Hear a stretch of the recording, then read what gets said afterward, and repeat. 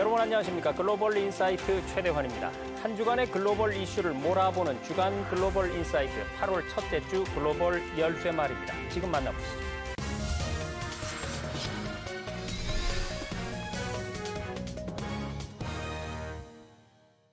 네, 지금 보신 것처럼 유럽의 상황이 심상치가 않아 보입니다. 오늘 도움 말씀 주실 분으로 한국군사문제연구원의 김열수 안보전략실장 나와 계십니다. 실장님 어서 오십시오. 네, 안녕하세요. 예.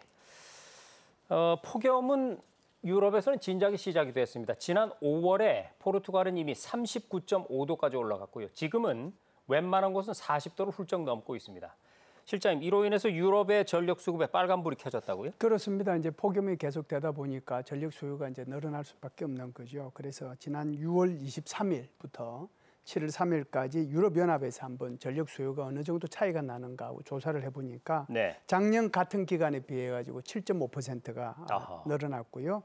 스페인 같은 경우에도 지금 앵커님께서 말씀하셨지만 한 40도 이상 이렇게 올라가 버리니까 전력 수요가 16%가 이렇게 늘어났거든요. 네. 독일 같은 경우에도 독일이 워낙 좀 춥긴 하지만 독일 같은 경우에도 거의 1월 달 수준 정도로 이렇게 전력 수요가 늘어났고요. 영국 같은 경우에는 또 반대로 가뭄이 또 들었어요. 가뭄이 들면 이제 수력 발전을 해야 되는데 그 수력 발전 양이 오히려 작년도에 비해서 40%나 감소를 했거든요. 네. 폭염이 있다 보니까 이게 이제 가뭄이 오니까 수력 발전이 줄어들게 되고 또 원자력 발전도 제대로 이제 못 돌리게 되고 그러다 보니까 전력난이 더 아주 심각하게 나타났다 이렇게 볼 수가 있죠. 네. 사실 유럽이라는 곳이 말이죠. 겨울이면은 오후 3시쯤에 해가 지는 나라도 있고 또 낮에도 궂은 날씨가 잦아서 체감 온도가 훨씬 낮게 느껴지는 곳입니다. 그래서 보통 겨울에 전력 수급이 급증하는 게 정상인데 이게 지금 상황이 역전되고 있다는 말이죠. 실장님, 이 올해 유럽이 얼마나 덥길래 겨울보다 전기를 더 많이 쓰고 있는 겁니까? 유럽의 몇 개 나라를 좀 구체적으로 말씀드리는 것이 네. 시청하시는 분들한테 오히려 도움이 될 거라는 생각이 드는데요. 포르투갈에 그 모라라는 도시가 있거든요. 네. 여기는 기온이 46.6도까지 올라갔고요. 50도 육박하네요. 그렇죠. 네. 스페인 남부의 엘 그라나도라고 하는 곳도 46도까지 이렇게 올라갔거든요. 프랑스 같은 경우에는 이제 크게 두 군데에서 이런 정전 사태가 발생을 했는데 하나는 이제 파리고요. 하나는 저 밑에 남서부에 있는 툴루즈라고는 도시입니다. 이제 파리 같은 경우에는 거기에 이제 가장 많은 사람들이 모이는 곳이 바로 그 오페라 극장 인근에 있는 그 백화점 네. 뭐 이런 데거든요. 그리고 이제 여기뿐만이 아니고 국회까지도 이제 정전 사태가 일어났죠. 그러다 보니까 이제 굉장히 그 불안감이 있었고요. 저 밑에 있는 이제 툴루즈 같은 경우에도 1,800여 가구가 정전을 당한 그런 사례가 있습니다.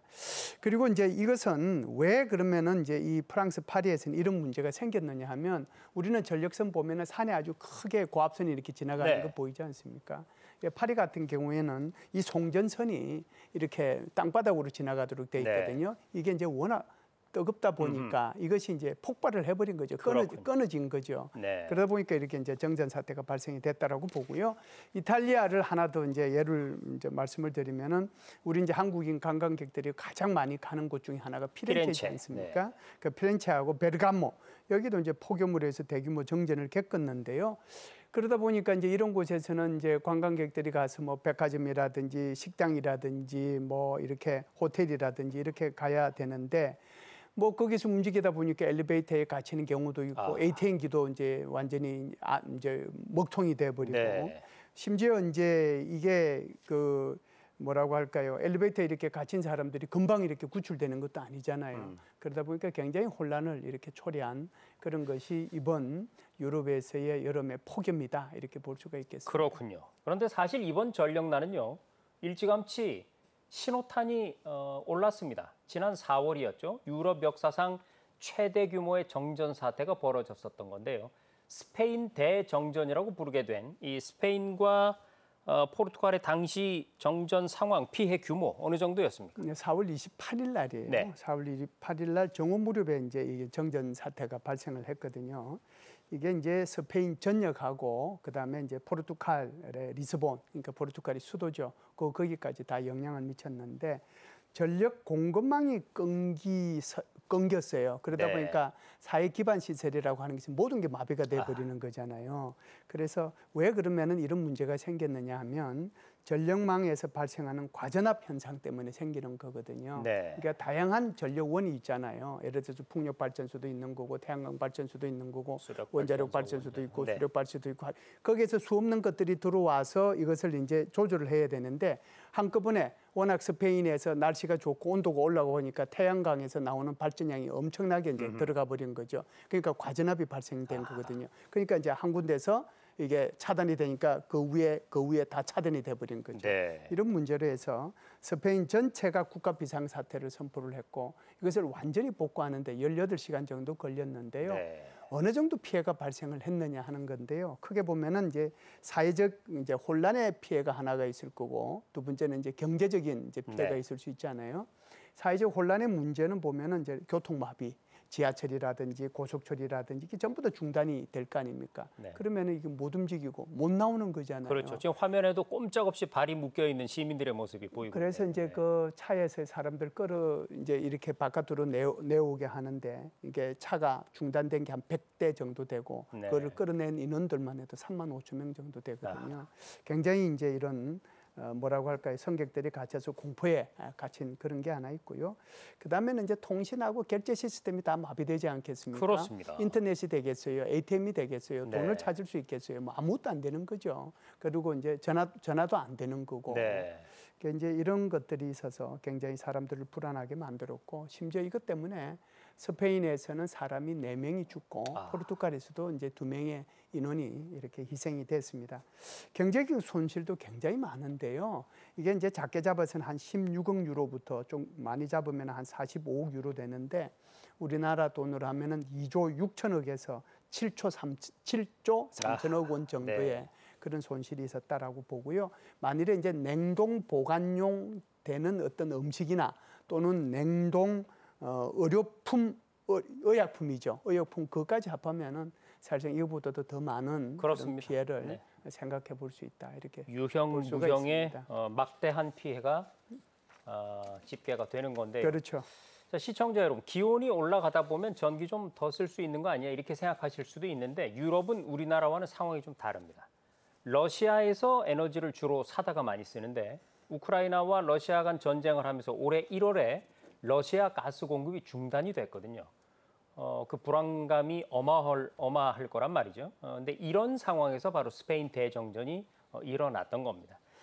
자, 실장님, 그런데 스페인 대정전의 원인을 열심히 찾았는데 이게 재생에너지로 불똥이 튀었다면서요? 네, 이게 이제 왜 그러냐면은 이제 특히 이제 스페인하고 포르투갈 같은 경우는 재생에너지 비율이 높아요. 그래서 그 비율을 보면은 대충 이제 풍력이 한 22.4%, 태양광이 20.9%, 수력 발전소가 11.6%. 요것만 하면은 뭐 대충 한 50% 되잖아요. 그렇네요. 네. 여기에 이제 원자력 발전소는 아마 19.9%. 그러면 다 합하면은 한 70%의 뭐라고 할까요? 그 탄소 제로에 가까운 그런 이제 에너지원을 가지고 있다라고 네. 봐야 되겠죠.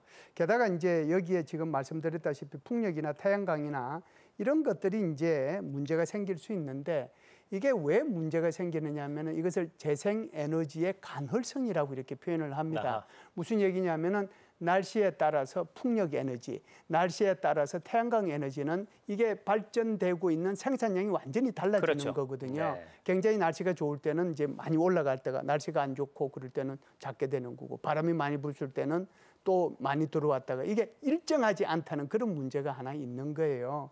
그래서 이것 때문에 이제 뭐 문제가 있었지 않느냐 이렇게 보는 게 이제 하나가 있고요. 네. 또 하나는 아무래도 이제 전력망의 구조적인 취약점이라고 볼 수가 있는데 여기다가 계속해서 전력망을 이제 새로운 현대적인 것으로 바꾸고 이렇게 해 나가야 되는데 그런 것들을 이제 이 스페인하고 포르투갈이 좀 덜 했다라고 볼 수가 있고요.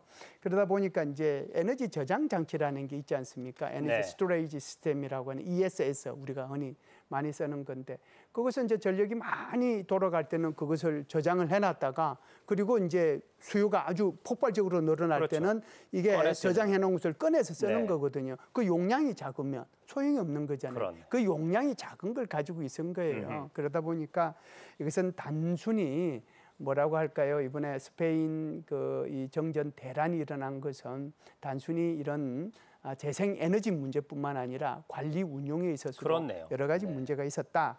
이제 이것 가지고 이제 정치적인 논쟁이 벌어지는 거죠. 한쪽은 재생에너지 때문에 그렇다. 한쪽은 아니다. 관리 운용 때문에 그런 네. 거다. 이렇게 이제 정치적 논쟁이 있었다. 이렇게 말씀드릴 수 있습니다. 예, 그러면은요. 다시 이런 일을 겪지 않으려면은 어떤 대책을 세워야 할 텐데 어떤 대책들이 세워지고 있습니까? 예, 아무래도 이제 그 재생에너지가 가능성이라는 걸 인정을 해야 돼요. 네. 그래서 그 비율을 무한정 늘리는 것만이 최선은 능사는 아니다라고 아니다. 하는 네. 것을 이제 생각을 해봐야 되고요. 두 번째는 이제 이런 가능성이 있을 만큼 결국은 이제 에너지 저장 장치가 필요한 거잖아요. 에너지 저장 장치를 훨씬 더 규모가 큰 그런 에너지 저장 장치를 용량을 대폭 늘려야 되고, 그다음에 이제 전력망 제어 시스템 이게 이제 차단되지 않도록 전력망 제어 시스템을 이제 현대화해야 될 필요가 있지 않느냐라고 보고요. 이를 통해 가지고 이제 포르투갈 같은 경우에는 이제 엄청나게 여기 이제 돈을 투자하겠다라고 네. 얘기하는 거죠. 그래서 4억 6,600만 불을 투자하겠다. 그래서 전압 조절도 하고 배터리 저장 용량도 대폭 증가시키겠다. 지금까지 ESS라고 하는 것을 포르투갈이 가지고 있는 13 메가와트 정도밖에 안 돼요. 네. 이것을 이제 750 메가와트 정도로 좀 대폭 이렇게 늘리겠다. 대폭 늘리겠다. 화들짝 놀랐군요. 그렇죠. 네. 늘리겠다라고 하는 거고요. 스페인은 지금 스페인 정부 자체가 조금 재생에너지 쪽에 가 있습니다. 네. 그래서 스페인은 여전히 그러니까 뭐라고 할까요? 이런 것을 이제 보완하기보다는 오히려 운영 문제, 관리 문제에 더 초점을 맞추겠다라고 하는 거고요. 유럽 연합 전체로 보면은 2050년까지 2조 3천억 불 투자해서 유럽 전력망을 확충할 필요가 있다. 이렇게 얘기를 하고 있죠. 네, 알겠습니다. 그러면은 이제 우리나라의 상황을 한번 짚어보겠습니다. 여러분 요즘 더워도 너무 덥죠. 작년도 많이 더웠는데 올해는 더 더운 것 같습니다. 서울을 기준으로 볼 때요. 7월의 폭염 일수가 작년에는 이틀이었는데 올해는 열흘이나 됐다고 합니다. 그야말로 가마솥 더위라고 부를 만한데 우리 국내에서 보고된 올여름 폭염 정전 사고 간략하게 한번 정리해 주실까요? 네, 우리나라도 역대급 전력 수요가 있었는데요. 아마 2025년 7월 28일 2시 36분일 겁니다. 이게 100기가와트까지 올라왔거든요. 네. 우리나라 전력 역사상 처음으로 100기가와트를 돌파한 날이라고 볼 수가 있습니다. 사실상 이렇게 해서 국가 전체적으로 정전 사고가 발생한 것은 아니지만, 그렇죠. 그러나 저기 인천시, 광주시, 고양시 이런 데서는 전력 수요가 급증해가지고 가부하가 걸리니까 지역별로. 그렇죠. 네. 변압기가 이제 고장이 나고요. 제주 같은 경우에도 8월 3일 날이죠. 지난 1월입니다. 이때도 이제 한 9시 38분부터 46분까지 8분 만에 복구는 했어요. 복구는 네. 했지만 제주시에 있는 1도, 2도, 오라동, 아라동 해가지고 거의 뭐 3만여 가구가 여기 전력이 이제 공급이 차단이 됐거든요. 이 전력 공급은 차단이 그럼 왜 됐느냐? 제주 같은 경우에는 네. 이것은 변압기 문제가 아니고 제주시 1도 2동에 있는 동제주 변전소가 있어요. 변전소. 그 네. 변전소에 문제가 발생이 된 건데 결국은 전력 시설의 노화와 직접적으로 연관이 돼 있었다 이렇게 볼 수가 있습니다. 네. 자, 방금 소개해 주셨지만 우리나라에 사실 8분, 1시간 뭐 이렇게 금방금방 복구를 하기 때문에 좀 불편하기는 해도 사실 큰 걱정은 되지 않는 게 사실입니다. 그런데 이 7월보다 8월이 더 덥단 말이에요. 그래서 에어컨 사용이 7월보다 더 늘어날 텐데 국가 전체 어떤 전력 수급에 문제가 없을까요, 실장님? 예, 전체적인 이제 수급은 뭐 위험한 수준은 아니다라고 보고요. 네. 그럼에도 불구하고 국제적 정전 사고는 계속해서 일어날 수 있다. 이 두 가지를 다 이제 관심을 가지고 해결을 해야 될 텐데요.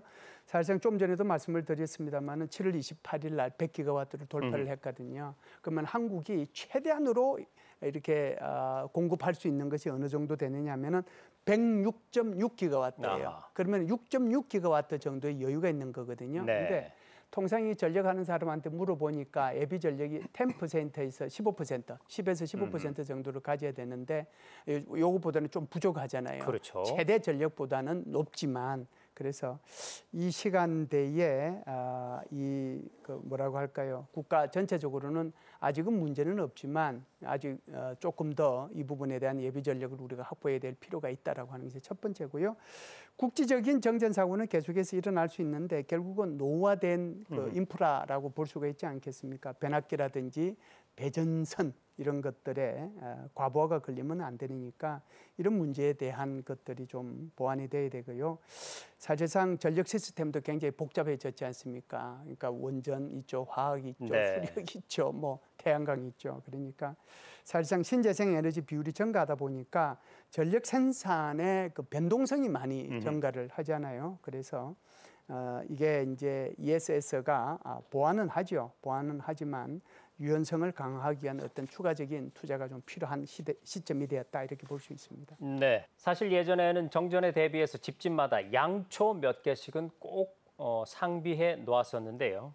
그 사실이 이제 격세지감이 느껴지고 있다는 건 그만큼 우리가 잘 해오고 있다는 증거가 아니겠나 싶습니다. 지금까지 김열수 안보전략실장이었습니다. 실장님 고맙습니다. 감사합니다.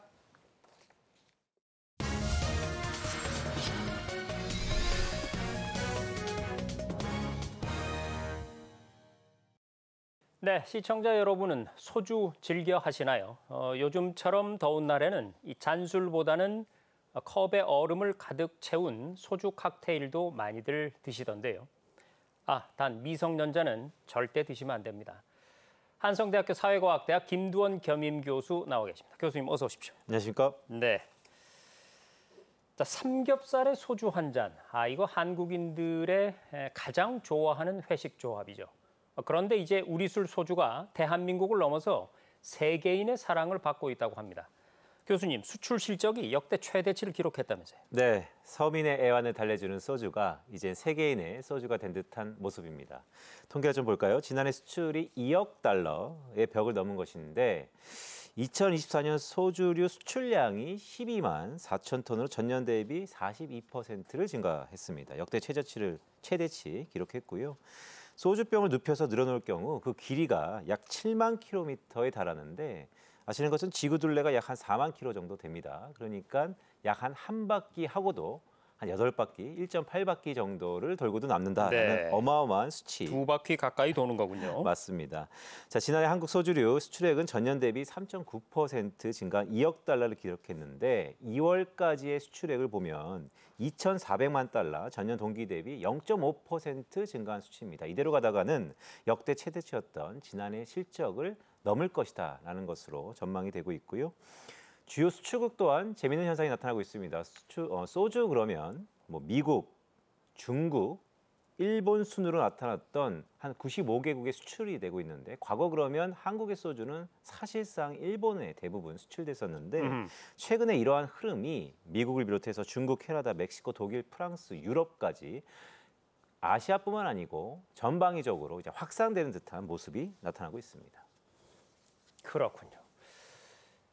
일단 기분이 좋습니다. K 소주가 이렇게 잘 나가고 있다고 하니까. 그런데 그 내용을 들여다보면 이 소주 해외 판매량의 절반 정도를 차지하는 게 바로 향긋하고 달콤한 과일 소주라고 하네요.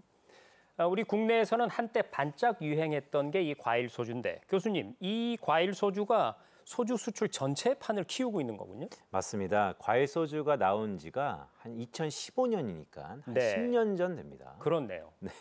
과일 소주 그러면 여러분들 소주 그러면 사실은 좀 독하고 그렇죠. 쓰고. 네. 그래서 뭐 저희 같은 세대에는 그 익숙한데 요즘 MZ 세대에게서는 소주 그러면 과일 맛을 첨가한 즉 저도수 소주가 대부분인데 거기에 특화된 게 말씀하셨던 것처럼 과일 맛 소주입니다. 자, 해외에서 이게 선풍적인 인기를 끌고 있는데요. 최근 술의 유행에 맞춰서 저도수 술이 국내뿐만 아니고 해외에서도 불티나게 팔리고 있다는 것이죠. 최근 수출이 급증하고 있습니다. 데이터를 좀 볼까요?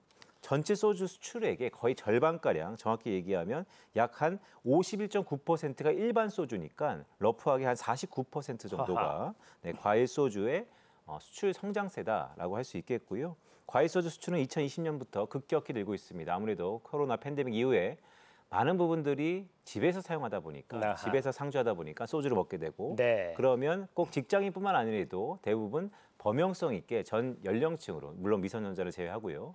확산되다 보니까 이런 저도수의 소주를 섭취하게 됐다. 그래서 실제 2021년도에는요. 5만 832톤으로서 무려 2019년 대비 175%가 2배 가까이가 늘었네요. 네. 네. 그러니까 뭐 과일 소주 엄청나게 팔린다는 것이죠. 근데 특히 과일 소주가요. 모두에 말씀드렸던 것처럼 일본을 넘어서 미국에서도 선풍적인 인기인데 이거 이유가 있습니다. 네. 6년 만에 무려 1,719%. 제가 이 데이터를 보면서 야 이게 맞는 건가 싶은 18배 아닙니까? 맞습니다. 그러니까 과일 소주가 사실 미국에서는 초반에는 잘 안 팔리다가 최근 들어서 성장세가 신장세가 급격히 증가했다라는 것이죠. 2019년 1월과 2월 사이에 단 78톤에 불과했던 과일 소주 지금은 얼마만 증가했냐면 1,419톤입니다. 네. 18배나 증가했다는 거고 전년 동기 대비 무려 50% 이상 증가한 1,306톤에 달한 상황입니다. 그러면 이런 우리 술 소주를 최근에 이 전 세계인들이 이토록 사랑하고 즐겨 마시게 된 배경에는 뭐가 있을까요? 이거저거 따져보니까 결국 한류입니다. K 컨텐츠. 네. BTS가 소주를 먹는다. 네. 블랙핑크 로제가 소주를 애용한다. 더구나 우리 K 컨텐츠 드라마 이런 것들이 전 세계로 확산되면서 우리들이 하는 다양한 문화거리죠. 그러니까 일생활에서 우리가 쓰고 마시고 사용하는 모든 것들이 전 세계로 확산되면서 그 가운데 자리매김하는 것이 또 소주일 수 있다라는 것이 결국 K 컨텐츠가 글로벌리 확산되면서 전 세계로 확산되면서 거기에 가장 중심에 소주가 자리매김하고 있다라고 볼 수 있겠습니다. 네. 그러니까 소주는 세계인들에게 단순한 어떤 술의 한 종류라기보다는 K-컬처의 일환이군요. 맞습니다. 한국적인 문화의 일환으로 소비하고 있다. 맞습니다. 이렇게 생각해 볼 수가 있겠네요. 역시 컨텐츠의 힘 대단합니다. 그런데요, 이 소주 수출량 기준으로 볼 때 가장 많은 판매량을 보이는 나라는 미국, 중국 그리고 일본인데요. 이제 그 너머로 확대돼 가고 있습니다. 일반적으로 한류 허들이 가장 높다고 알려진 곳이 유럽인데 여기서도 소주가 선풍적인 인기라면서요? 맞습니다. 프랑스인들이 자존심이 좀 상할 것 같습니다. 네. 데이터를 보니까 사실 뭐 소주가 대중적인 술이냐라고 할 수도 있겠지만 전 세계적으로 술 그러면 와인 그러면 프랑스죠. 그렇죠. 네, 프랑스에서의 소주 열풍이 식질 않고 있습니다. 네. 데이터를 좀 보면요, 2019년도에 한국에서 프랑스로 수출된 소주 11만 6,047달러, 하나로 약 1억 5,900만 원어치였는데 지난해 97만 5,428달러, 약 한화로 13억 3,400만 원입니다. 10배 이상 늘었네요. 맞습니다. 네. 물론 아직까지 규모는 크지 않습니다. 그렇습니다. 하지만 이 신장세가 크다라는 게 좀 고무적이다라고 네. 할 수 있겠고요. 와인 소비량, 프랑스에서는 프랑스 매체 프랑스 앵포에 따르면 프랑스의 와인 소비량은 1960년대 1인당 한 120리터였는데 네. 최근에 40리터로 줄어들었습니다. 많이 줄었습니다. 네. 그러니까 재밌는 게 프랑스에서는 와인 자체의 소비량이 줄고 있는데 네, 본고장인데도. 맞습니다. 네. 거기에 유독 아직은 규모가 작지만 한국의 소주 수출이 증가하고 있다는 그렇네요. 거죠. 자, 그들의 입맛이 바뀌었느냐? 물론 K 컨텐츠에 여러 가지 활약이 있겠지만 어쨌든 전반적으로 프랑스에서의 주류 소비가 줄어드는 가운데 한국의 자리가 한국의 소주 자리가 꽤 차고 있다는 게 상당히 고무적이다라고 할 수 있겠고요. 하이트 진로 있지 않습니까? 네. 와인의 본고장인 프랑스에서 재밌습니다. 진로의 대중화에 속도를 내고 있습니다. 네. 하이트 진로가 프랑스에서 자리매김, 즉 포지셔닝 하고 있다는 것인데, 자, 이런 부분들이 곳곳으로 확산되고 있습니다. 역시 이런 것들은 과거에는요, 프랑스에서 아니 유럽에서 소주를 사려면 어디를 가야 되냐? 사실 좀 애매했었거든요. 네. 요즘에는 보면 기존의 한인마트나 식당 등을 넘어서서요, 유통 채널도 팬시하게, 그러니까 요즘 트렌드에 맞춰서 바뀌고 있다는 거. 그렇습니다. 네. 특히나 제품을 직접 마셔보고 컨택해보고 브랜드를 경험하는 이런 체험형 컨텐츠가 프랑스 안에서도 하이트 진로가 적극 앞에 나서면서 이제는 이런 말이 있습니다. 한 번 먹은 사람은 없다. 즉 소주를 직접 체험하다 보니까 프랑스에서 와인을 두르고 소주의 판매량이 신장적으로 늘고 있다라고 할 수 있겠습니다. 네, 그렇군요. 이제 유럽에서 소주를 사기 위해선 한인이 운영하는 슈퍼마켓이나 한인 식당에 가지 않아도 된다. 네, 마케팅의 승리가 아닌가 싶습니다. 와인의 본고장인 프랑스에서 소주가 대중화되고 있다. 이런 날이 오는군요. 그러면 데킬라라는 술로 유명한 나라죠. 멕시코는 어떨까요? 멕시코 같은 경우도 그 입지를 소주가 점점 넓혀가더니 이참에 인지도 굳히기에 나섰다는 소문이 들리더군요. 맞습니다. 자, 이런 거 보면 한국인들의 마케팅이 참 그들의 특성에 맞게 전략적으로 잘한다는 생각이 듭니다. 네, 멕시코 그러면 축구의 나라죠. 그렇습니다. 브라질과 멕시코는 축구의 나라입니다. 자, 멕시코에서 국민 스포츠인 축구를 활용해서 이 소주의 마케팅도 또 활발한데요. 네. 재밌습니다. 하이트진로는 밀착형 스포츠 마케팅을 통해서 중남미 시장의 교두보로서 진로의 인지도를 한층 높이고 있습니다. 축구를 파고들었군요. 네. 맞습니다. 자, 2019년 대비 지난해 기준 하이트진로의 대멕시코 수출 규모가 2019년 대비 약 7배 이상 성장했습니다. 네. 그러니까 앞에 말씀드렸던 프랑스도 그렇고 멕시코도 그렇고 아직은 규모가 작을 수는 있다. 하지만 거기에 성장 속도가 가히 드라마틱하게 증가하고 있다. 적재적소를 파고드는 홍보 마케팅. 자, 시청자 여러분, 그러면 세계에서 술을 가장 많이 마시는 나라 어딘지 아시죠? 바로 보드카의 나라 러시아입니다. 근데 그 러시아에서 소주의 성장세가 또 놀라울 정도라고 하는데요. 작년에 러시아로의 소주 수출 규모가 재작년보다 30배나 급증했다고 합니다. 30배, 이게 교수님 어떻게 가능한 수치인가요? 자, 시청자분들 감 잡으셨겠죠? 30배. 그 전에 좀 적게 팔렸다는 얘기입니다. 네. 하지만 앞으로 많이 팔릴 가능성이 높다라는 게 좀 더 그렇죠. 고무적인 것이고요. 수치를 보면 이렇습니다. 2024년 한국의 대러시아 수출 규모가 1,740kg. 네. 자, 전년 338kg. 약 32배가 치솟았습니다. 그렇네요. 근데 여기서 좀 고무적인 게 이렇습니다. 자, 러시아 그러면 보드카, 독주죠. 그렇죠. 굉장히 독하죠. 그들의 문화는 독주입니다. 그런데 거기에 저도수인 소주가 들어가서 괄목할 만한 성장세를 보이고 있다는 거. 자, 그들의 트렌드와 문화를 바꿀 수 있다는 가능성이 점쳐지고 있다는 거. 더구나 러시아에서는요. 러시아 MZ 세대를 타겟팅했다는 게 고무적입니다.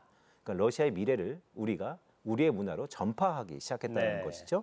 부드러운 술을 선호하는 현상이 맞물리면서 판매량이 급증하고 있습니다. 세 자릿수 성장률을 보이고 있고요. 더 나아가서 조지아의 브랜드 차차는요 61%, 프랑스의 과일 브랜드 칼바도스는 13.2%, 이탈리아의 그라파는 11.7%의 성장률을 보인 것과 대비해서 아주 한국의 소주는 성장세가 괄목할 만한 상승률을 보이고 있다고 할 수 있겠습니다. 네. 그럼 이제 교수님 마지막 질문 드려야 될 것 같습니다.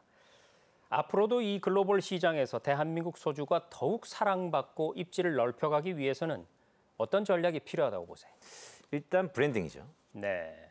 일본의 사케, 러시아의 보드카, 멕시코의 테킬라, 프랑스의 와인이 있지만 한국은 전통주, 소주, 아직은 정확한 브랜딩에 대해서 애매한 측면이 있어 보입니다. 네. 물론 고무적인 것은 이렇게 애매한 브랜딩에도 불구하고 전 세계의 맛을 매료시켰다는 건 상당히 고무적인 것이죠. 따라서 이런 브랜딩이 상당히 시급하다라고 할 수 있겠습니다. 네. 가까운 일본의 예를 좀 들어볼까요? 1992년부터 특정 명칭주 제도가 일본은 도입됐죠. 일본은 이전까지는 특 1급, 2급으로 구분되었던 제도를 폐지하고요. 그러니까 좀 복잡했다는 것이죠. 이제는 원료 정밀 등에 따라서 긴조, 다이긴조, 준마이, 준마이 긴조, 준마이 다이긴조, 혼조조 등으로 세분화시켰습니다.